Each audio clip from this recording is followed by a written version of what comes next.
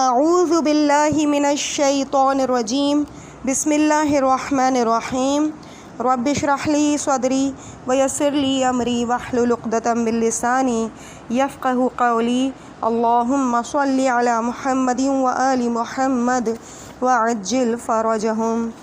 کاشانہ بصیرت کے عزیز اور محترم سامعین کرام، السلام علیکم ورحمۃ اللہ وبرکاتہ۔ میں آپ کی ریڈر زہرا علی آپ سے مخاطب ہوں۔ کاشانہ بصیرت کی جانب سے پروفیسر شائستہ زیدی صاحبہ کی کتاب کربلا سے پہلے کربلا کے بعد کی ریڈنگ کا سلسلہ جاری و ساری ہے۔ ابھی آپ کے سامنے اس کتاب کا 12واں حصہ پیش کیا جا رہا ہے۔ پیج نمبر 143، ہیڈنگ اللہ کا گھر طوفان ہلاکت کی زد میں۔ شہادت امام حسین علیہ السلام کے نتیجے میں پوری دنیا اسلام میں غم و غصے کی لہر دوڑ گئی تھی۔ مکہ والے بھی یزید کے خلاف سراپا احتجاج تھے۔ غرض اہل مکہ نے بھی یزید کی بیعت توڑ دی اور مکے میں عبداللہ ابن زبیر کی حکومت قائم ہو گئی۔ واقعہ حرہ کے بعد یزیدی فوج نے مکہ معظمہ کا رخ کیا اور مکے کا محاصرہ کر لیا۔ کوہ ابو قبیس پر منجنیق نصب کر دی گئی اور اب ہلاکت طوفان کی موجیں خانہ خدا کی دیواروں سے ٹکرا رہی تھیں۔ منجنیق سے خانہ کعبہ پر پتھر کے گولے پھینکے جا رہے تھے، جن کی تعداد 10,000 بتائی جاتی ہے۔ جب اس سنگ باری سے بھی یزیدیوں کے دل ٹھنڈے نہ ہوئے تو آگ کے گولے پھینکے جانے لگے۔ خانہ کعبہ کا غلاف ہی نہیں بلکہ خانہ خدا کے تبرکات بھی جل گئے، جن میں اس دمبے کی سینگیں بھی شامل تھیں جو حضرت اسماعیل علیہ السلام کی جگہ قربانی کے لیے آیا تھا، یہاں تک کہ خانہ خدا کی عمارت منہدم ہو گئی۔ ان واقعات کی تفصیل الامامۃ والسیاسہ اور دیگر تاریخوں میں موجود ہے۔ خواجہ حسن نظامی یزید نامے کے صفحے نمبر 34 پر یزیدی لشکر کے لیے لکھتے ہیں، یہ اپنے ساتھ حبش کے کافر سپاہیوں کو بھی لائے تھے، جن کے ہاتھ مدینے میں مومنین کی گردنیں کٹوائی تھیں۔ تاریخ طبری کے فارسی ترجمے کی جلد 4 صفحہ نمبر 624 پر یہ عبارت درج ہے کہ جو شخص منجنیق چلا رہا تھا وہ حبشہ کے کافر سپاہیوں میں سے ایک تھا۔ اس مارکے کا سربراہ حسین ابن نمیر تھا یا حسین ابن نمیر تھا سواد سے، اس لیے کہ مسلم ابن عقبہ واقع حرہ کے بعد مر چکا تھا۔ ابھی محاصرہ جاری تھا کہ یزید کے مرنے کی خبر آئی اور حسین ابن نمیر کا لشکر خوفزدہ ہو کر واپس بھاگ گیا۔ 61 ہجری واقع کربلا اور 63 ہجری واقع حرہ اور 64 ہجری خانہ خدا پر یلغار، یہ تھا یزید بن معاویہ کا تاریک دور۔ پیج نمبر 145، یزید کے بعد۔ ہمارے یہاں عام طور پر یہ تاثر پایا جاتا ہے کہ یزید کے بعد ظلم کا دور ختم ہو گیا، لیکن یزید کے بعد بھی طوفان ہلاکت اسی طرح موج در موج امٹتے رہے۔ لیکن ان طوفانوں میں بھی جگہ جگہ خون حسین نے ہدایت کے چراغ روشن کر رکھے ہیں اور ان کا اجالا ذہنوں کو آگہی عطا کر رہا ہے۔ اس کا ایک بڑا ثبوت یزید کے بعد معاویہ ابن یزید کے تخت سے دستبرداری ہے۔ یزید کے مرنے کے بعد جب اس کے بیٹے معاویہ ابن یزید کو خلیفہ بنایا گیا تو اس نے اپنی خلافت کی پہلی ہی تقریر میں تخت سے دستبرداری کا اعلان کر دیا۔ اس تقریر کے اہم نکات کو ضیاء الحسن موسوی نے علی ابن الحسین کتاب صفحہ نمبر 57 پر، ابو المحاسن کی کتاب نجم الزہرا تاریخ طبری جلد نمبر 7 اور صواعق محرکہ کے حوالے سے بیان کیا ہے۔ معاویہ ابن یزید نے اعتراف کیا کہ خلافت خدا اور رسول کی جانب سے ایک عہدہ ہے جو اور کسی کے اختیار میں نہیں۔ خدا جس کو خلافت کا اہل سمجھتا ہے اس کو منتخب کرتا ہے، یہ انتخاب کسی اور کے اختیار میں نہیں۔ میرے دادا معاویہ نے امر خلافت میں علی ابن ابی طالب علیہ السلام سے جھگڑا کیا جو ان سے اولیٰ اور زیادہ حقدار تھے۔ اب وہ قبر میں اپنے گناہوں کے اسیر ہیں۔ اس کے بعد میرا باپ خلیفہ ہوا جو اس کا اہل نہ تھا، اس نے بنت رسول کے فرزند سے نزاع کی جس کے سبب اس کی عمر کا سلسلہ ٹوٹ گیا۔ اب وہ قبر میں اپنے گناہوں کا اسیر ہے۔ وہ بری طرح مٹ گیا اس لیے کہ اس نے اطرت رسول کو قتل کیا، مدینے کو تباہ و برباد کیا اور خانہ کعبہ کو ڈھا دیا۔ مجھے تمہاری حکومت و امامت قبول نہیں۔ اگر دنیا اچھی چیز ہے تو ہم اس کا لطف اٹھا چکے ہیں، اور اگر بری چیز ہے تو اولاد ابو سفیان کو جو کچھ پہنچا ہے وہی کافی ہے۔ معاویہ ابن یزید اس خطبے کے بعد گوشہ نشین ہو گیا اور 40 دن بعد مر گیا۔ طبری میں ہے کہ اسے زہر دے کر ہلاک کیا گیا یا نیزے سے قتل کر دیا گیا تھا۔ سن 64 ہجری میں یزید کی ہلاکت کے بعد کوفہ، بصرہ، ایران اور مصر بھی عبداللہ ابن زبیر کے قبضے میں آ چکے تھے۔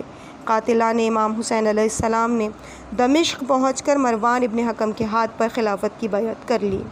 گویا دمشق کا تخت اب اس شخص کے قبضے میں تھا کہ جسے اس کے باپ حکم کے ساتھ حضور نے مدینہ بدر کر دیا تھا۔ یہ 9 مہینے کے بعد ہی خدا کے رسول اپنے اعمال کی جواب دہی کے لیے جا پہنچا۔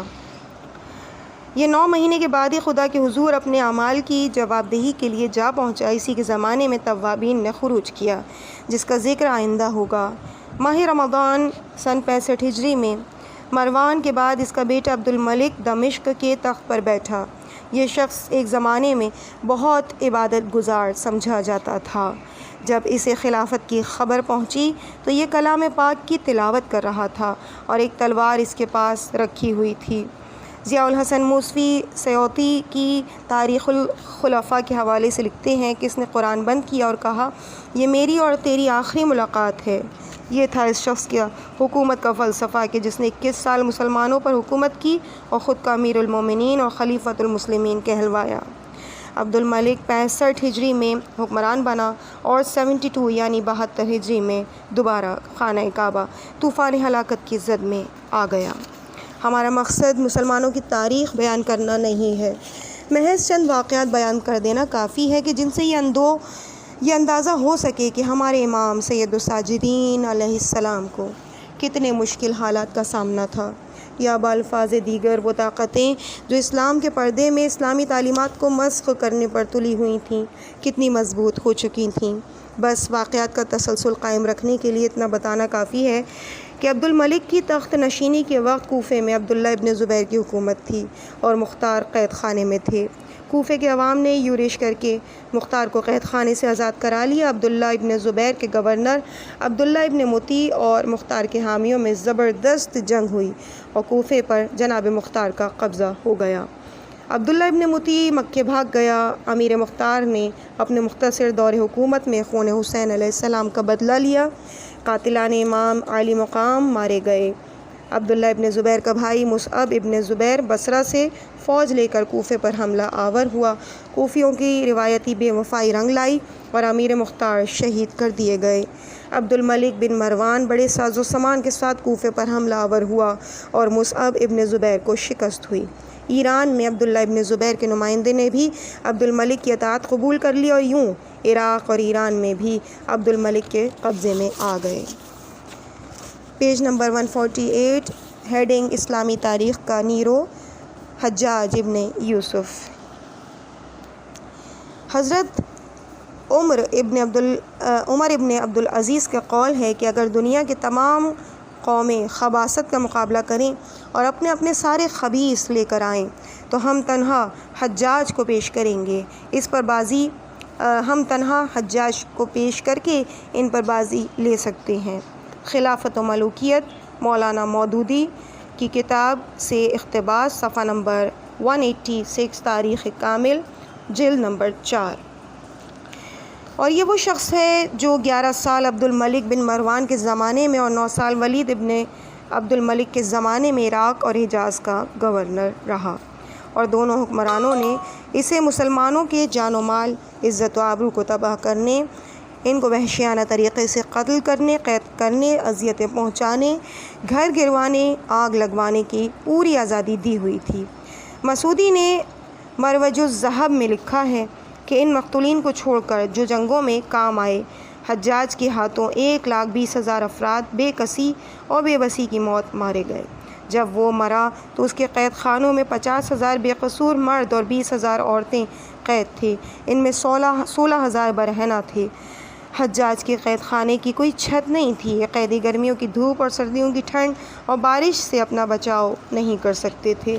ان تمام باتوں کے علاوہ جو چیز اسے سب سے زیادہ مرغوب تھی وہ تھی قیدیوں کی آہو فریاد، اور جس چیز سے اس کا دل زیادہ بہلتا تھا وہ تھا ان کا نالا و شیوہ۔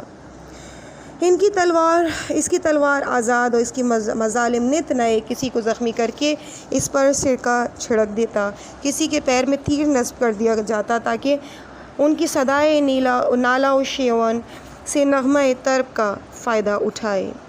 کتاب کامل ابن اسیر جلد نمبر 4 صفحہ نمبر 236۔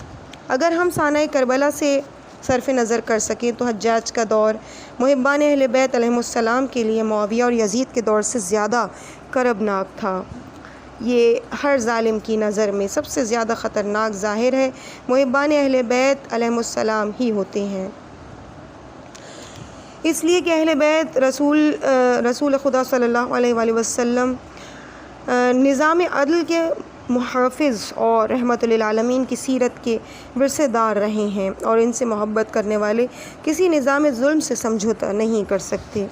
علامہ سیوطی نے حجاج کے متعلق لکھا ہے کہ اس نے صحابہ اور بڑے بڑے تابعین میں سے بے شمار کو قتل کیا، اوروں کا تو خیر ذکر ہی کیا جائے۔ اس نے حضرت انس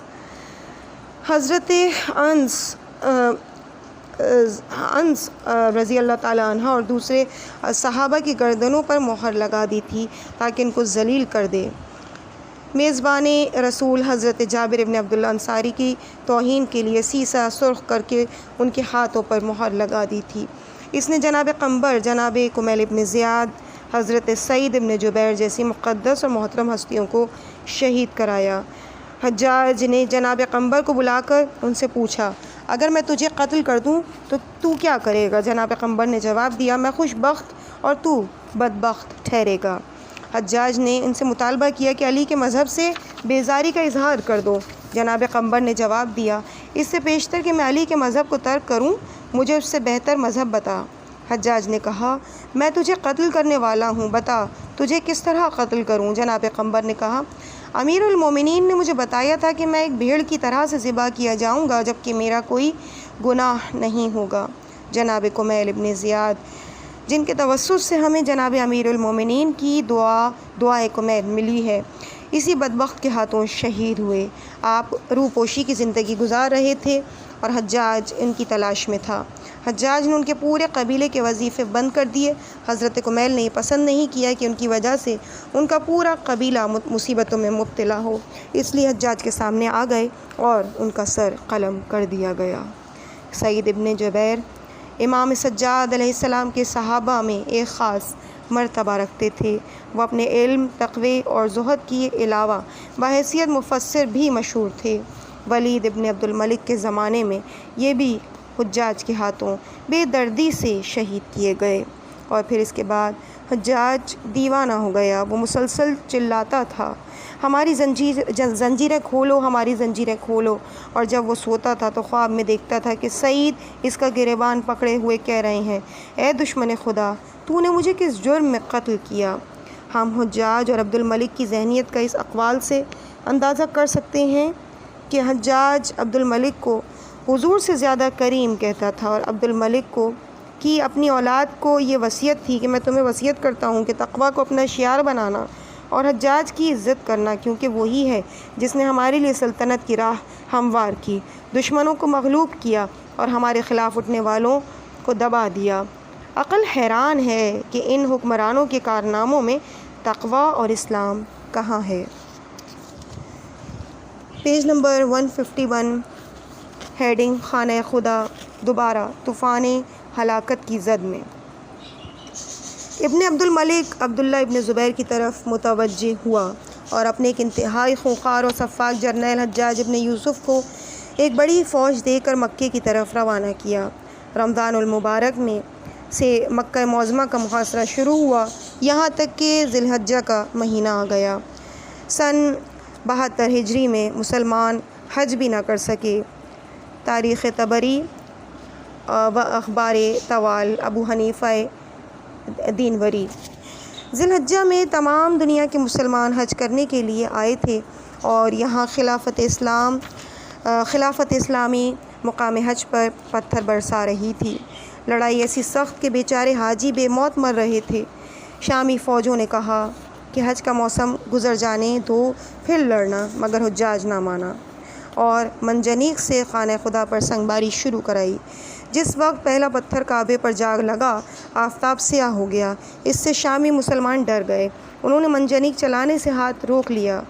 حجاج بن یوسف خود منجنیق پر آیا اور کہا، مارو مت ڈرو، ہم حق پر ہیں اور اہل مکہ باطل پر ہیں۔ یہ کہہ کے اپنے ہاتھ سے ایک پتھر کعبے پر مارا۔ یزید نامہ خواجہ حسن نظامی سے اقتباس۔ بات یہیں پر نہیں رکی، بلکہ جیسا کہ حبیب السیر میں لکھا ہے کہ خانہ کعبہ پر گولہ باری ہوئی، آسمان سے بجلی گری۔ حجاج نے اہل شام کو جو ڈر گئے تھے یہ دھوکہ دیا کہ بنی اسرائیل کی قربانیوں کی طرح یہ قربانی قبول ہونے کی علامت ہے۔ بقول ابن عساکر شامی دوبارہ توپ سے خانہ کعبہ پر پتھر پھینکنے لگے۔ جب اہل مکہ نے ابن زبیر کے ساتھ کو چھوڑ دیا تو وہ حرم میں داخل ہو گیا۔ مسجد الحرام میں سخت جنگ ہوئی۔ خانہ کعبہ پتھروں اور خون سے پر ہو گیا اور وہیں عبداللہ ابن زبیر کا قتل ہوا۔ عبداللہ ابن زبیر کا سر خانہ کعبہ کے دروازے پر لٹکا دیا گیا، اور واضح رہے کہ یہ وہ مقدس مقامات ہیں کہ جہاں درخت کا پتا توڑنا بھی حرام ہے۔ طبری نے جلد نمبر 7 میں لکھا ہے کہ خانہ کعبہ پر پتھر اور آگ کے گولے برسائے گئے، کعبے کی عمارت منہدم کر دی گئی اور مسجد الحرام کے اندر مسلمانوں کا قتل ہوا۔ مکہ فتح کرنے کے بعد حجاج 74 ہجری میں مدینے آ گیا اور وہاں اس نے حضرت انس اور دوسرے بڑے اصحاب رسول کی گردنوں اور ہاتھوں پر عطاۃ عبد الملک کی مہریں لگوائیں۔ اس نے جب جابر ابن عبداللہ جیسے عظیم المرتبت صحابی رسول پر بھی بڑے مظالم کیے اور ان کی اہانت کے لیے سیسا گرم کر کے ان کے کانوں پر مہریں لگوا دیں، اور جب حجاج کے اس کارنامے کے بعد عبد الملک مدینے آیا تو اس کا خطبہ تھا، اگر کوئی میرے سامنے تقوی اور پرہیزگاری کا نام لے گا تو میں اس کی گردن اڑا دوں گا۔ ریفرنس تاریخ الخلفاء، پیج نمبر 153، ہیڈنگ اسلام اور بنو امیہ۔ میں اس باب کو کلام الہی کے ترجمے سے شروع کرنا چاہوں۔ وہ جس نے انسان کو اور انسانی معاشرے کو پیدا کیا اور پھر انہیں زندہ رہنے کے اصول سکھائے، وہ اپنے کلام میں ارشاد فرماتا ہے، سورہ نحل 16 سورہ آیت نمبر 90، اللہ وہ ہے جو تمہیں حکم دیتا ہے عدل اور احسان کا اور قرابتوں کے احترام کا، اور تمہیں منع کرتا ہے فحشاء سے، منکر سے اور اپنی حدوں سے باہر قدم نکالنے سے۔ اور میں ایک دفعہ پھر یاد دلاتی چلوں کہ ہمیں ہر شخصیت اور ہر عہد کو اسی معیار پر پرکھنا ہے۔ میرا مقصد ملوکیتوں کی جاہ و جلال، ہیبت و طاقت، ان کی فتوحات، ان کی عمارتوں، ان کے خزانوں کے رزمیں لکھنا نہیں۔ ہمارے اکثر مورخین نے عبد الملک اور ولید کے دور کو اسلامی تاریخ کا سنہرا دور قرار دیا ہے، اور ہم جسے اپنا سنہرا ماضی کہتے ہیں اور سمجھتے ہیں وہ اکثر ملوکیت کے عروج کا زمانہ ہے، حالانکہ خدا کا منشا یہ ہے کہ انسانی معاشروں میں فرد کا احترام ہو، اس کا سر علاوہ خدا کے کسی کے سامنے نہ جھکے، اور خدا نے زمین و آسمان میں جو نعمتیں نسل انسانی کے لیے پیدا کی ہیں ان میں ہر انسان کا حصہ ہے، اور وہ حصہ آج تک پہنچنا چاہیے، اور وہ حصہ اس تک پہنچنا چاہیے۔ خدا نے تقسیم اموال کے جو طریقے بتائے ہیں ان کا مقصد سورہ حشر کی آیت میں یہ بتایا گیا ہے کہ دولت محض اغنیا کے ہاتھ میں محدود ہو کر نہ رہ جائے، بلکہ اسے پورے معاشرے میں گردش کرنا چاہیے تاکہ سبھی کو اس کا فیض پہنچے، اور جہاں سرمایہ چند لوگوں میں محدود ہو کر رہ جائے، اس کے متعلق جناب امیر المومنین نے فرمایا کہ میں نے کوئی وافر دولت ایسی نہیں دیکھی کہ جس کے پہلو میں غصب شدہ حق نظر نہ آتے ہوں۔ خدا نے مسلمانوں کو تلوار اٹھانے کی اجازت دی ہے ان شرائط کے ساتھ کہ اللہ کی راہ میں ان لوگوں سے جو تم سے لڑیں اور زیادتی مت کرو، بے شک اللہ زیادتی کرنے والوں کو دوست نہیں رکھتا۔ سورہ بقرہ سورہ نمبر 2 کی آیت نمبر 190۔ اگر وہ لڑنا موقف کر دیں تو دست درازی نہیں کرنی چاہیے، اس لیے کہ دست درازی تو محض ظالموں سے کرنی چاہیے۔ سورہ بقرہ سورہ نمبر 2 کی آیت نمبر 193۔ جو کوئی تم پر زیادتی کرے تم بھی اس پر زیادتی کرو کہ جتنی کہ اس نے تم پر زیادتی کی ہے، اور اللہ سے ڈرو اور جان لو کہ اللہ متقین کے ساتھ ہے۔ سورہ بقرہ کی آیت نمبر 194۔ ان سے بھی مت لڑو کہ اور نہ ان کو قتل کرو جن کا دل لڑنے سے تنگ ہو گیا ہو، اور وہ نہ تم سے لڑنا چاہتے ہیں اور نہ اپنی قوم سے۔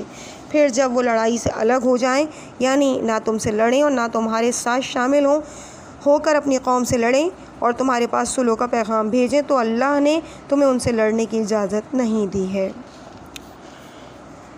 قرآنی آیات کے ان ریفرنسز کے بعد بیان کیا جاتا ہے کہ گویا اسلام نے صرف مدافعانہ جنگ کی اجازت دی ہے، یا ان گروہوں سے لڑنے کی اجازت دی ہے کہ جن کے متعلق یہ یقین ہو کہ اگر ان کو وقت مل گیا تو وہ اپنی طاقت بڑھا کر مسلمان معاشرے پر غالب آ جائیں گے۔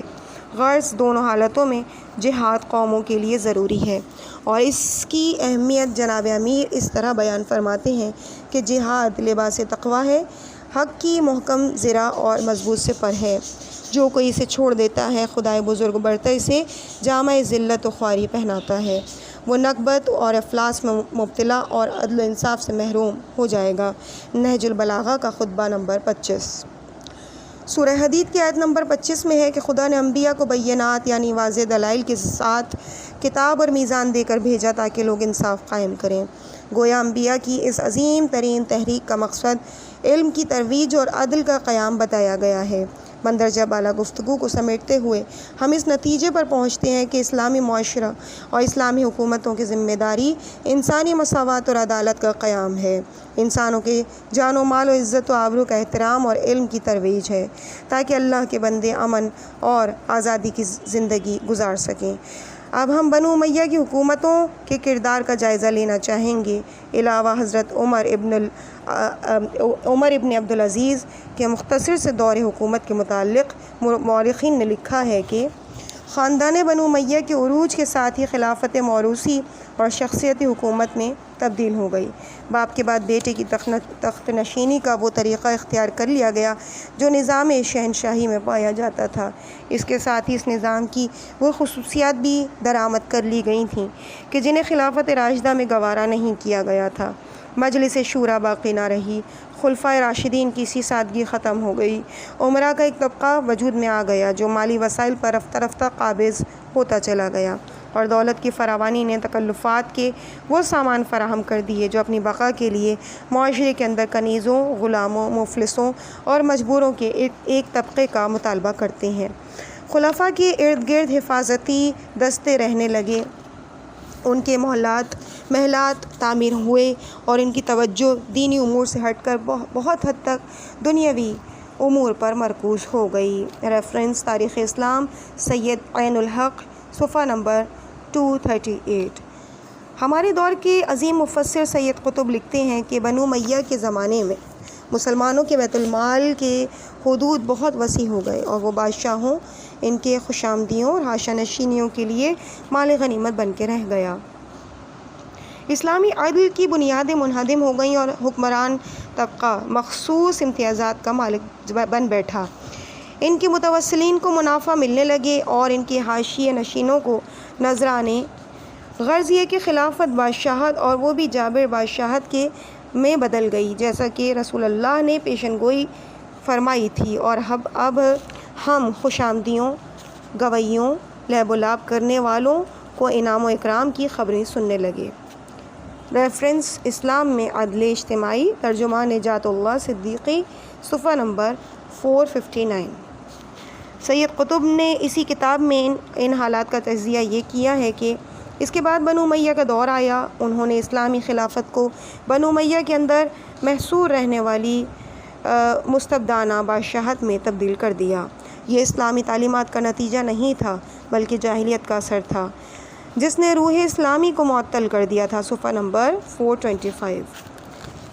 اس ساری صورتحال میں اسلامی تعلیمات کی اصل روح کو زندہ رکھنے کی ذمہ داری اس ایک شخصیت اٹھا رہی تھی، اور وہ ہے علی ابن الحسین علیہ السلام کی ذات مبارکہ، جس کے پاس نہ دولت ہے، نہ فوج ہے، نہ خزانے، لیکن اس کے باوجود وہ ذمہ دار ہیں دین اسلام کی حفاظت کے، اس لیے کہ وہ فرزند رسول صلی اللہ علیہ وآلہ وسلم ہیں۔